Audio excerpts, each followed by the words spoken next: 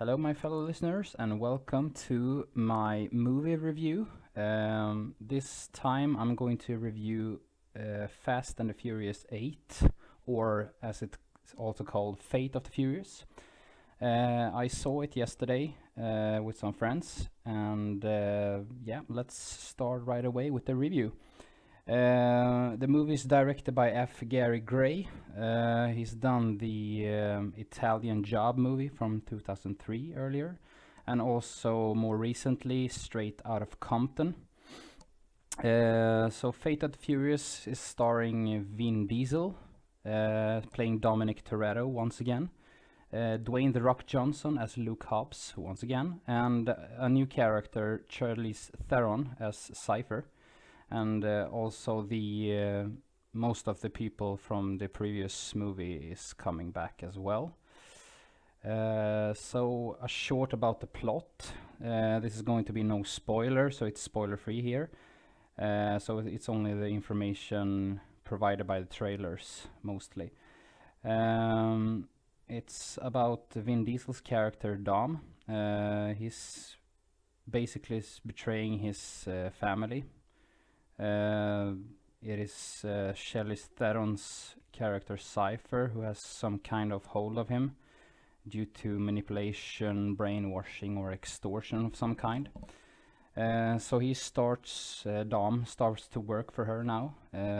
So he's getting into the terrorist department and gone rogue, and is branded a traitor, basically. So the movie is basically about his family trying to stop him. Michelle Rodriguez and Tyrese Gibson and Ludacris and the other characters. So a small part of it is also that Hobbs is going to prison. I'm not going to into the details about why he's going to prison, but there he meets Deckard Shaw, playing by Jason Statham, and they basically also team up with Statham's character to stop Dom because they need all the help they can get. So the hunt is basically on for Dom the rest of the movie. The next thing I'm going to get into about the movie is the locations where they have played in the movie or recorded it. The first one, they start with Cuba, where Michelle Rodriguez and Dom is situated, and also after that they are in Berlin, and then New York, and also Iceland, where the submarine part of the movie is about, as you've seen in the trailer.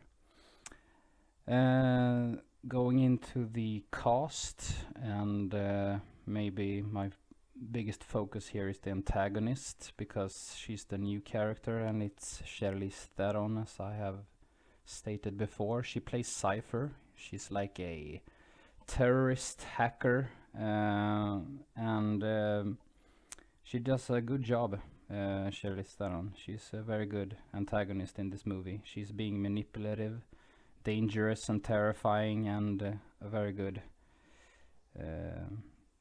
manipulative bitch, maybe I would say. And also the rest of the characters does a solid performance as well. Vin Diesel, as always, makes a good impersonation as always of Toretto, and Dwayne Johnson does also a very good performance as Luke Hobbs. The funny moments in this movie is quite a few.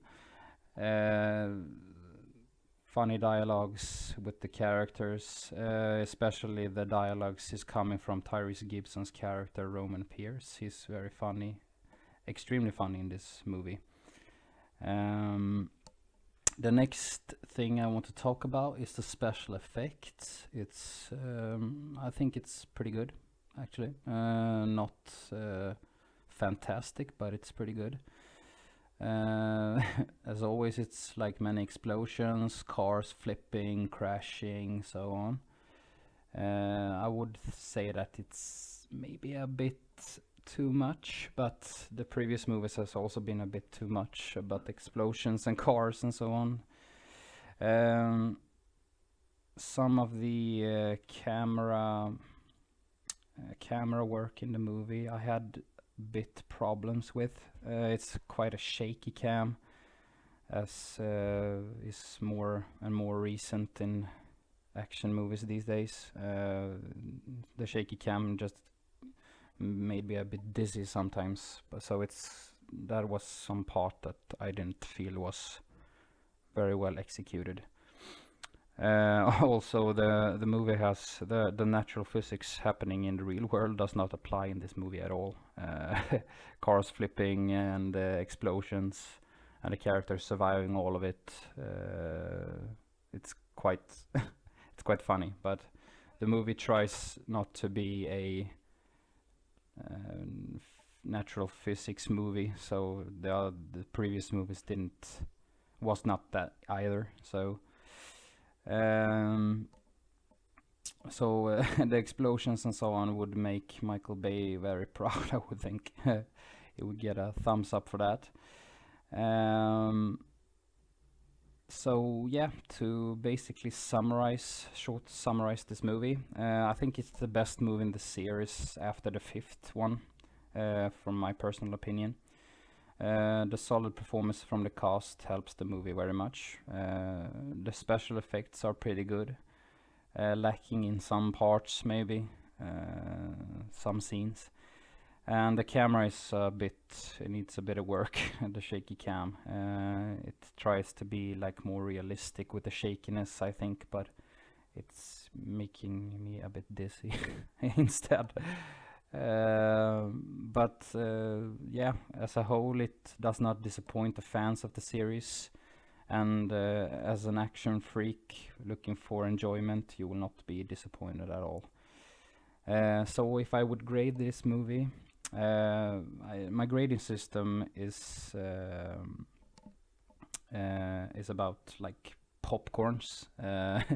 So 10 popcorns is the best. It's like a masterpiece, and 1 popcorn is a piece of shit movie. So so if I would grade this, I would give it a solid 7.5 popcorns out of 10. It's a entertaining movie, good action. If you're a fan of the series, you will not be disappointed. It also has some additional scenes which I felt was more to the feels, more from this movie than the previous ones, which is very good. So yes, it's a good movie, good action. So yeah, that's about it for this movie review. Thank you so much for listening to me, and I see you in the next review or podcast. Bye bye.